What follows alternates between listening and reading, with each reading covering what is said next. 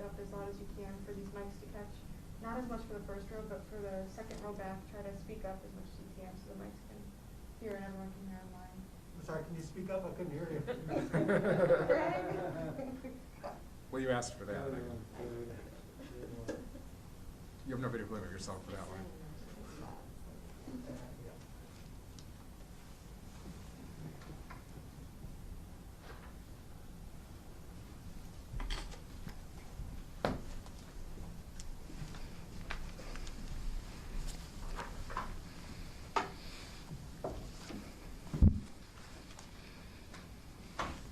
Good afternoon, everyone, and welcome to the COVID-19 update for Monday, November the 30th. Whether virtually or at a distance, I hope everyone found a way to share special time with their loved ones over the holiday weekend. Although the last few days have offered a hint of potential progress in some of our statewide metrics, the number of patients fighting COVID-19 in our hospital systems statewide still eclipses our spring peak by 23%. We had hoped to see more progress in lowering hospitalizations by now. The challenge we face was highlighted over the weekend by Dr. Anthony Fauci, who offered a bleak outlook and a warning that over the next 2 or 3 weeks, we may see a surge upon a surge related to the holidays. He is not alone in his assessment. Dr. Deborah Birx, the response coordinator of the White House Coronavirus Task Force, said they are deeply worried about the post-Thanksgiving surge of cases that will come on top of the record high number of cases being identified all across our nation. The dip in Illinois' cases over the last few days comes as we are seeing near record high numbers of hospitalizations, meaning that our ability to handle any new surge in COVID patients is still limited. If we are not especially careful right now, the surge will overwhelm our state's healthcare system. That's why, with the advice of IDPH and other infectious disease experts, no region will be downgraded from our current Tier 3 mitigations for the next few weeks, even if they might be on track to meet those metrics. We are still very much in a precarious place, and we have got to take the time to evaluate any Thanksgiving effect before we make any premature adjustments. I spoke with Dr. Fauci this morning to get his input about Illinois' situation. He said the massive number of indoor gatherings by people visiting family and friends across the nation will very likely bring a post-Thanksgiving surge, and he believes this is no time to pull back on mitigations. Dr. Rob Murphy, one of the world's leading infectious disease experts based at Illinois' own Northwestern Medicine, agrees with Dr. Fauci. So does Dr. Emily Landon, the Infection Prevention and Control Director at University of Chicago Medicine. When the nation's experts and state experts agree that the virus may become significantly more pervasive in the coming weeks, it's important to listen to them, and I am. I say this as we come off of a Thanksgiving holiday when many people may have dropped their guard and gathered with people from outside of their own households. The hope now is that we can fend off the surge in the next few weeks to get to a healthier holiday time in the latter half of December. We'll be watching the data closely to monitor for a Thanksgiving-related surge in our case count, our positivity rate, our hospitalizations, and ICU admissions. My prayer, our collective prayer, is that everyone stays healthy and that the numbers continue their downward trajectory. And I ask the public to join us in making that prayer come true. So thank you, and with that, I'd like to turn it over to Dr. Ezike.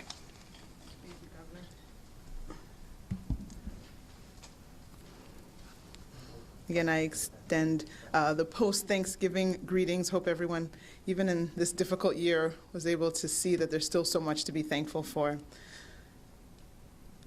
Again, as the governor also said, I hope that people did connect with family and friends through a phone call or a video or through drive-by visits and drop-offs of food.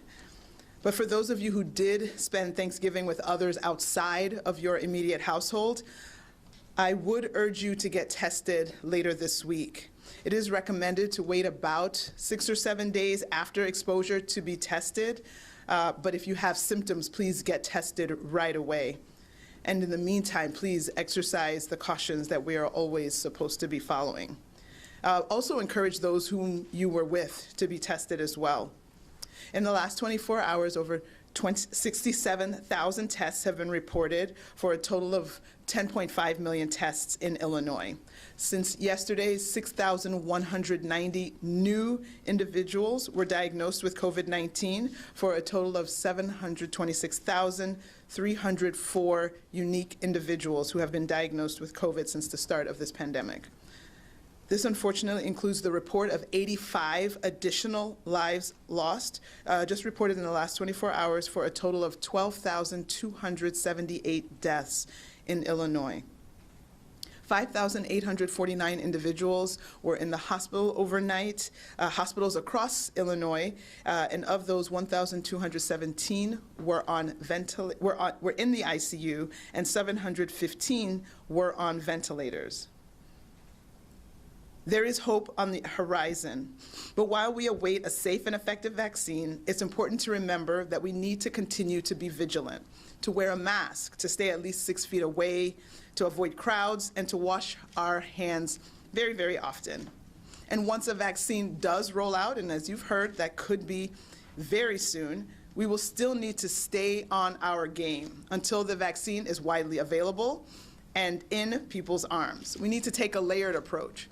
Just as if you were trying to avoid car accidents or car accident deaths, you would not only wear a seatbelt, you would not only avoid texting and driving, you would not only have the car with airbags, you would not only follow speed limits, you would take advantage of all of that. That's a layered approach. And just the same way, combining hand washing with maintaining distance, with washing our hands and avoiding crowds, and once it's available, getting the vaccine are all the different layers that we will need to take up in order to get the greatest protection. These actions that we take now can change how much virus is circulating in our communities and can change what our landscape looks like in the coming weeks and the coming months. We have been fighting this pandemic for so very long, and many of us have suffered in so many ways. But if we stay the course yet a while longer, we will end this pandemic soon. Thank you so much. Buenas tardes. Espero que la gente haya podido disfrutar un fin de semana festivo y haya conectado con familiares y amigos virtualmente. Sin embargo, para las personas que pasaron el Día de Acción de Gracias con otras personas fuera de su casa, deben hacerse una prueba esta semana. Se recomienda esperar como 6 o 7 días después de la exposición para hacerse una prueba y inmediatamente si tenga síntomas. En las últimas 24 horas, más de 67,000 pruebas fueron hechas para un total de más de 10.5 millones de pruebas en Illinois. Desde ayer se han reportado 6,190 nuevos casos de COVID-19 para un total de más de 726,000 casos en Illinois. Recibimos el informe de 85 vidas perdidas en las últimas 24 horas para un total de más de 12,200 muertes aquí en Illinois. 15,849 personas pasaron la noche en el hospital con COVID-19 y de ellos 1,217 pacientes estaban en la unidad de cuidados intensivos y 715 pacientes estaban en ventiladores. Hay esperanza cerca, pero mientras esperamos una vacuna segura, es importante recordar que debemos seguir estando atentos a practicar los 3 M's. Usar su máscara, mantenerse 6 pies de distancia y lavar las manos con frecuencia. Una vez que se lance una vacuna, todavía tendremos que continuar con estas prácticas hasta que la vacuna esté ampliamente disponible. Necesitamos adoptar todas esas acciones. Combinar lavando manos, el uso de máscara, evitar grupos de gente, mantener la distancia y una vez que esté disponible, poner la vacuna. Todas estas niveles de acción nos ofrecerán mayor protección. Las acciones que tomamos ahora pueden cambiar la cantidad de virus que circula en nuestras comunidades. Llevamos tanto tiempo luchando contra esta pandemia. Si mantenemos el rumbo un poco más, podemos acabar con esta pandemia más pronto. Muchísimas gracias para su apoyo. And with that, I'll turn it over to Governor Pritzker.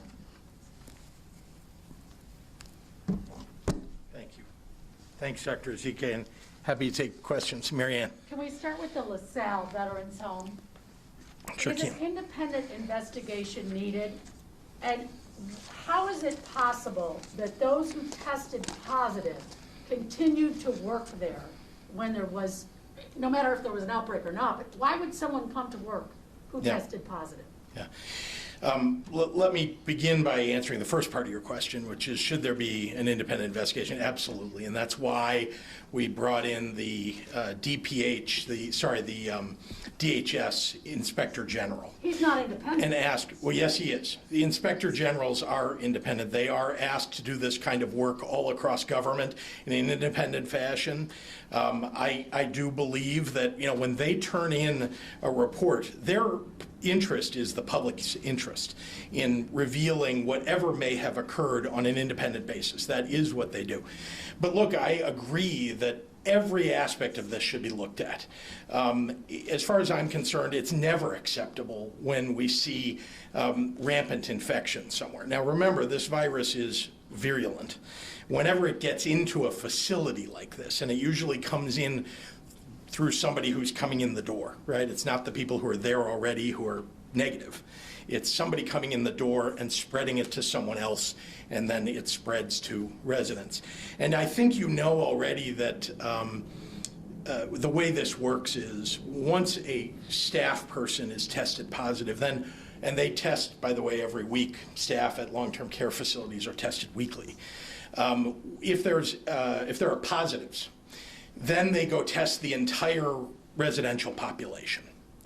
And that's how ultimately much of the virus was uncovered across so many people at this one facility.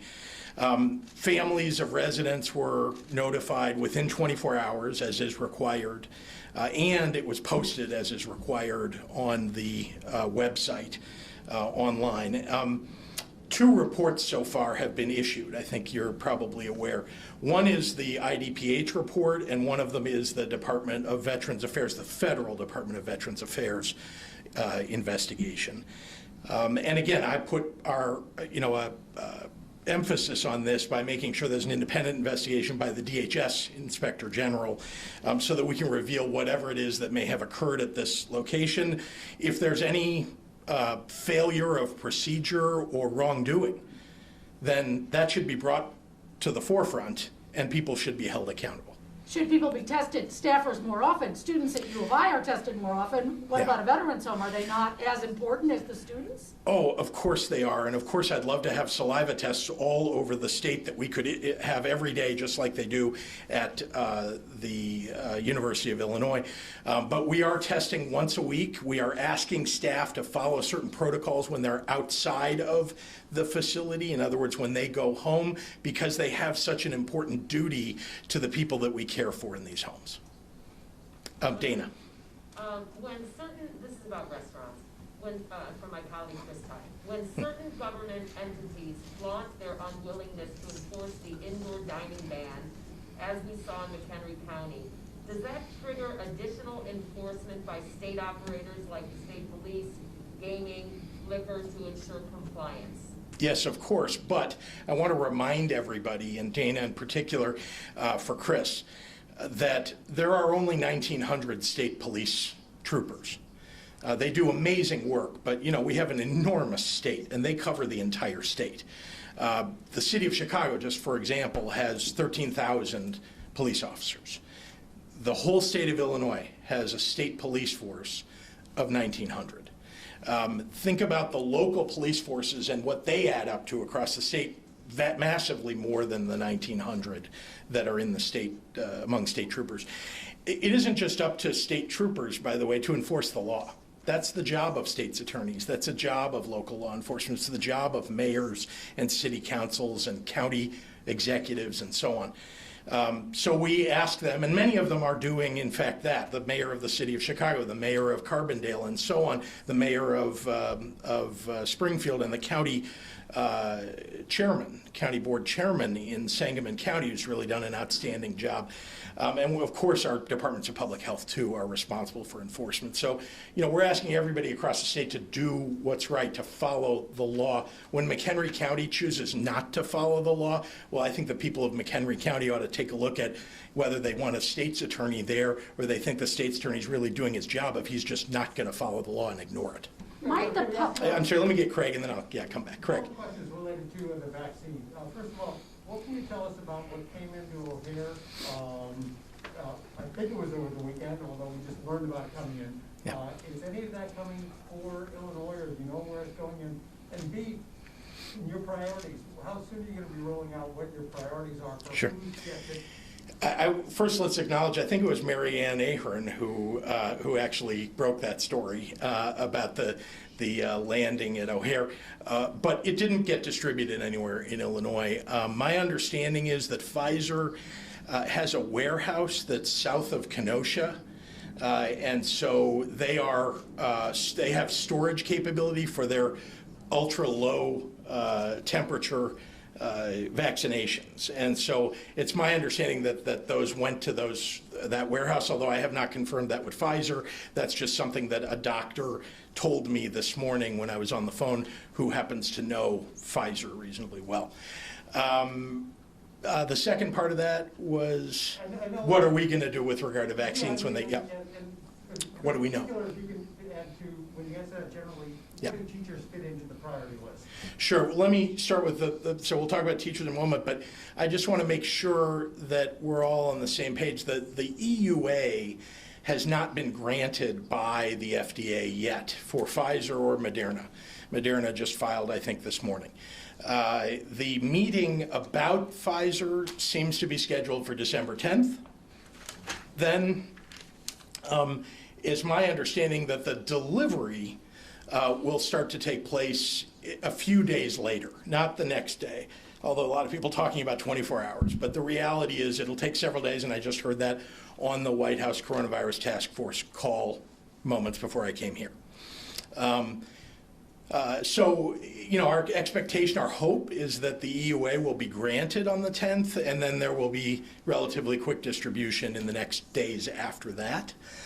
In terms of where teachers fall, look, you know that some of the prioritization we've talked about, healthcare workers, long-term care facilities, residents of long-term care facilities, as well as staff, and others. But there are a lot of people who are very vulnerable, as you know, who have comorbidities, who are in communities that have been ill-affected because of the prevalence of disease just in general, or the failure of healthcare in those communities.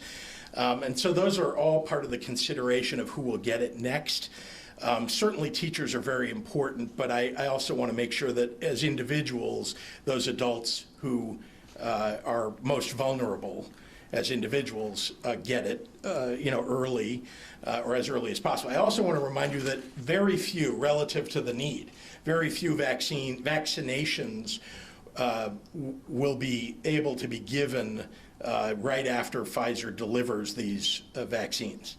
And that's because they're only delivering a very small number, relatively speaking. We don't know the exact number. It keeps fluctuating.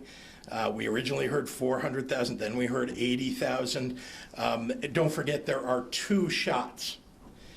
So when you hear a number, you need to differentiate between the number of doses and the number of people. So it's basically number of doses cut in half is the number of people.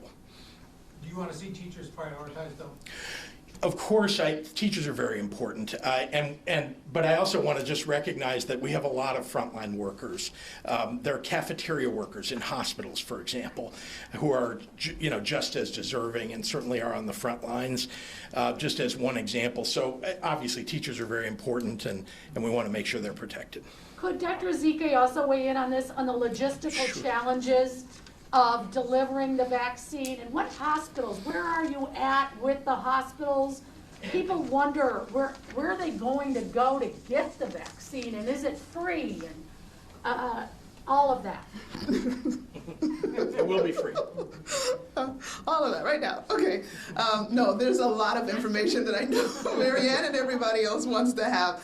And I think we are probably going to dedicate a future press conference to give all of those details, probably this week. But just to give you some top line things, we just had a webinar today with hospitals across the state to go kind of step by step for those who have not enrolled to be vaccine providers, to show them how to go online and do that. So again, there's a process. Many people have signed up. We have additional hospitals. We want all the hospitals. Of course, the local health departments are enrolled. Again, we know that assuming I don't want to be presumptuous, assuming everything goes well with the evaluation in terms of the safety and the efficacy by the FDA, we could have probably 2 vaccines, not 1. And so there are logistical challenges, as you mentioned, in terms of the ultra cold, as you've heard many times with the Pfizer vaccine. So we know that we want to have an equitable distribution. We don't want any corner, no nook or cranny of the state should be left uncovered. The benefit of having 2 different vaccines, again, the Moderna vaccine does not have that ultra cold requirement. So you would preferentially put the Moderna in places, in small communities, in rural places where they might not likely have as many existing options for the ultra cold storage. That one is also able to be divided into smaller portions of 100, opposed to the Pfizer vaccine, which is in 975. And so we have all those different considerations in terms of how we can roll it out, where we can roll it out, based on logistics and feasibility, access, resources, but rest assured that every part of the state, no part of the state will be left out. All of the 97 certified local health departments will be receiving, will be part of this effort to get the vaccine out. And of course, there are the phases, and there's going to be like a phase 1A and 1B and 1C, and that alone will take, several months to roll out. So it's not a matter of December 10th, maybe there's vaccine several days later, great, we're all set. It's going to take quite a long time, and people need to understand that, quite a long time just to even get phase one rolled out. And then, of course, you'll still have the subsequent phases. So we will be patient because we are in the final stretch, but we still need to hold on to our masks and wash our hands and avoid those gatherings because we still have a little bit to go. Doctor, We'll do one more in the room and then we gotta get I'll on. wait. I got a I'll question wait. about finances. How does the state plan to pay back the $2 billion it's borrowing from the MLF? It's required, it's required to pay back any borrowing from the MLF over the course of 3 years. But how do you expect to do that with a rebound in revenue? Is that likely at this point? Look, our goal, we believe that there will be a federal stimulus, and our goal would be, because that is short-term money meant to fill the short-term hole that was created by COVID, that we would use that, because we're using the dollars from the borrowing to fill that hole, right? That the stimulus would be used in part to fill that hole. Eric, So it can we- depends on what the size of it. Eric has the Eric last has question. not I got gotten one, a question, just a yeah. little one. Governor, if we do get this surge after Thanksgiving that Dr. Fauci is fearing and others are fearing, Yeah. what specific measures are you considering, and are you considering a stay-at-home order? Well, that's always something I've told you, Eric, and I've been very transparent with everybody, that when we put the Tier 3 mitigations in place, it's short of a stay-at-home order because we may be able to avoid a stay-at-home order. And that's our goal, that's our hope. And if everybody follows the mitigations, and if we don't see as big a surge as is being discussed nationwide, we'll be able to avoid a stay-at-home order. But could you just What clarify? else is in the toolbox? What else is in the toolbox at this point short of a stay-at-home order? Well, we're pretty much, we're right up against the list of mitigations that you could put in place. Obviously there are a number of other things that are left, but a stay-at-home order is, about the furthest that one could go. And it wouldn't be exactly like the one in the spring if it did happen, but it's not something right now that we think we're going to have to do.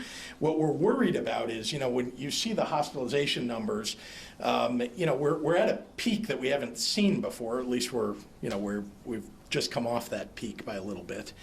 If we got a surge like we've had over the last 3 to 4 weeks, come on top of where we are now, that would be something that would be extraordinarily worrisome for all of us. So part of it is, let's make sure that we're taking care of our hospitals and our healthcare workers so they can do the job that they need to do. Part of it is we've got to get people to wear masks and remind everybody the importance of it.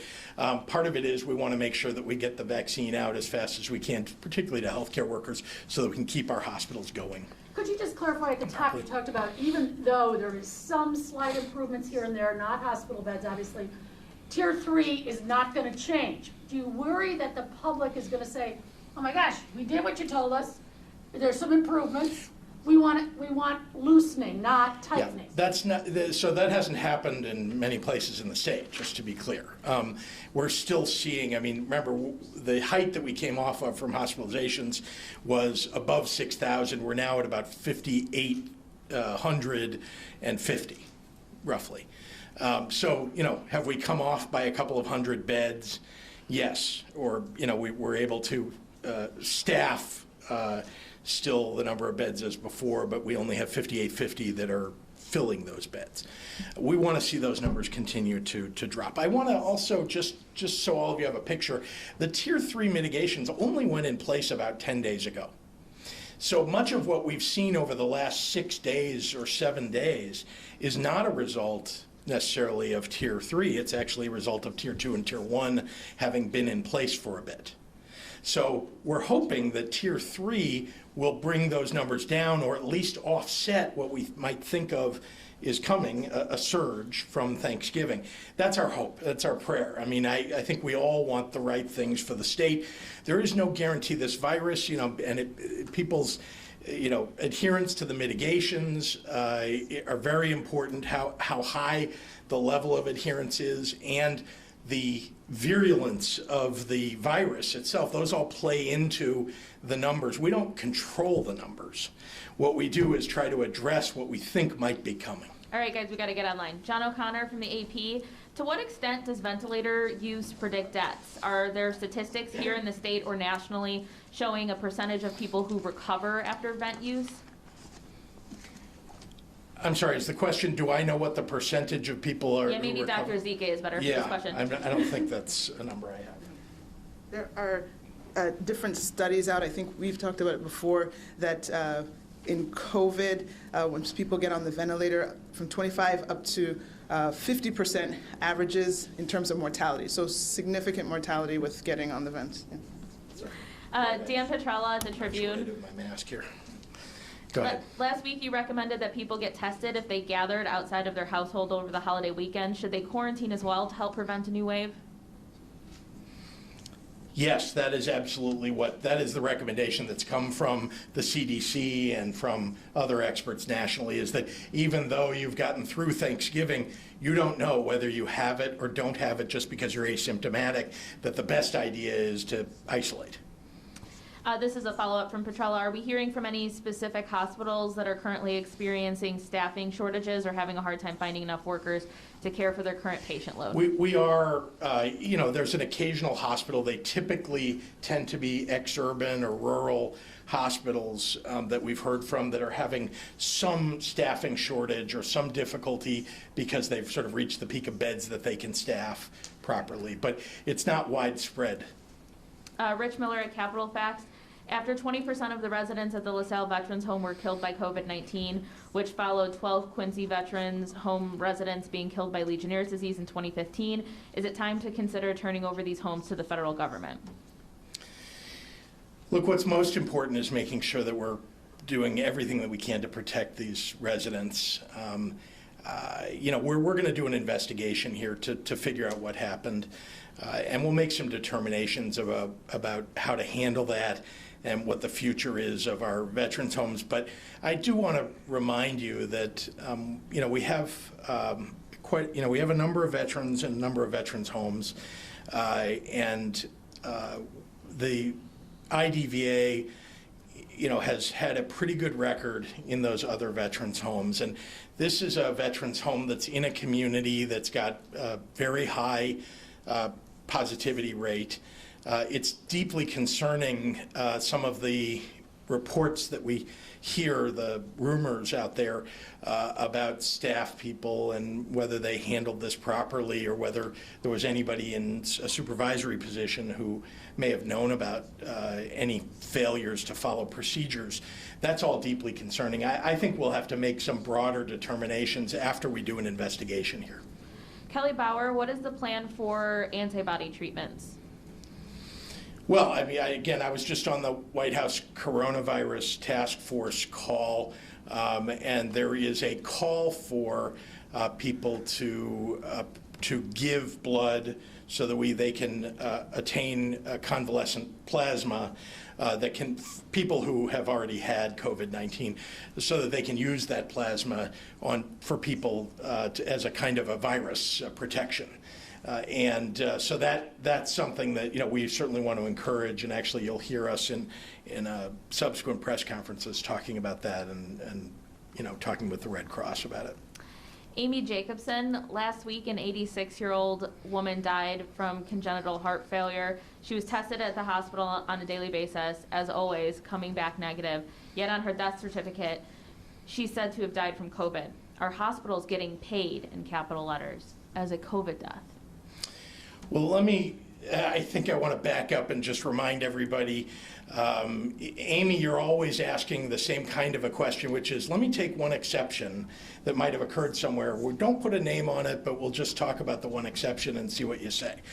I don't know who this person is or whether that actually happened. Here's what I will tell you. The Medicare provides different rates to doctors for treating different kinds of diseases. So whether you've got the flu and you're in the hospital, whether you caught some other kind of disease, whether you caught COVID-19, they actually get paid at a different rate. Not just the doctors, but the hospitals are actually who get paid, not the doctors. The doctors typically are being paid by the hospitals. So when you say, is a doctor going to fake a death certificate and claim that someone had coronavirus when they didn't really have it, when the doctor isn't really benefiting directly by that seems kind of far-fetched to me. But just recognize that Medicare does, in fact, pay a different rate for different types of diseases, because some are more serious than others. Obviously, coronavirus is more serious than the flu, although people can die from either one. Jake Griffin at the Daily Herald. What is Dr. Ezike's opinion regarding the decrease in cases and hospitalizations that we're seeing? Are these anomalies, or do you believe they're a positive trend? No, that's a fair question. Of course, I'm hoping and praying that it's a positive trend, that as the governor stated, that the Tier 1 and Tier 2 mitigations that have been in place for weeks and months are starting to kick in, and that people, after hearing that their hospitals are actually being threatened in terms of their capacity, that has encouraged some additional behaviors. I will share that from working in the hospitals for over 20 years, is it? Yeah, 20 years. I do know that the trends around the holidays, that the people in the hospital, the numbers are a little bit lower around holidays. People who should maybe get checked out or should be going to the ER will try to wait till after a holiday. They might want to be at home instead of in the hospital, especially this year. That wouldn't be anyone's desired location. I know from working in the hospital that you really try to discharge as many people before the holiday. So some of those factors may be in play as well. But we had seen even before this last week that there was a suggestive trend of things starting to move in the right direction, and we're just all hoping and praying that does not get reversed with the activities from Thanksgiving. In general, though, I would just say that it's a flattening that we've seen more than anything else. You know, there's a fluctuation. I told you about a couple of hundred, but you're talking about over 6,000 patients. So when you say a couple of hundred one way or another, that's 2 or 3%, maybe 3 to 4% of the total that we're talking about. Rachel Hinton at the Sun-Times, how likely is it that Tier 3 mitigations will last through Christmas or New Year's? When do you think the state and health officials will know when some regions can move back to lower tiers? It's impossible to answer something that's, you know, how will it look on December 20th or 25th? I can't tell you. I mean, this virus tends to be, tends to surprise everybody. Shruti of Bloomberg is wondering if you can tell us more about your call with Dr. Fauci and what he said about Illinois and any guidance you received from the vice president today during his call with the governors. Well, I think I talked about in my comments what Dr. Fauci said during that call. It was very productive. He's been very kind and given me a reasonable lot of time over the course of the last, 9 months, and I'm very grateful for that. He's not the only doctor that I reach out to. I know that everybody's interested in Dr. Fauci, but I, have spoken over the last number of days with some of the great experts that we have here in Illinois, of course, too. As far as the White House Coronavirus Task Force call, it was a review of the timing and the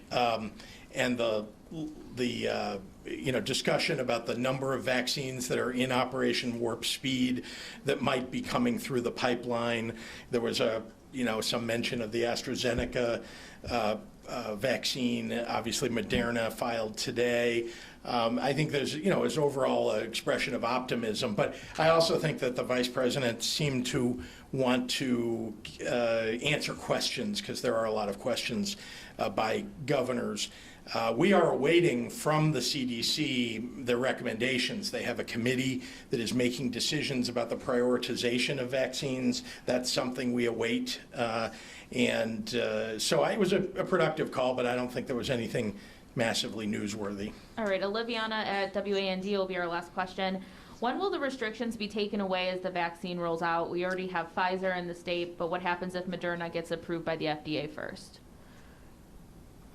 I'm not sure I understand the relationship. I think she's talking about the fact that it landed at O'Hare, but her main question seems to be, Governor, when will the restrictions be taken away as the vaccine rolls out? Yeah, hard to say. Once again, what we're trying to do here is get the infection rate down.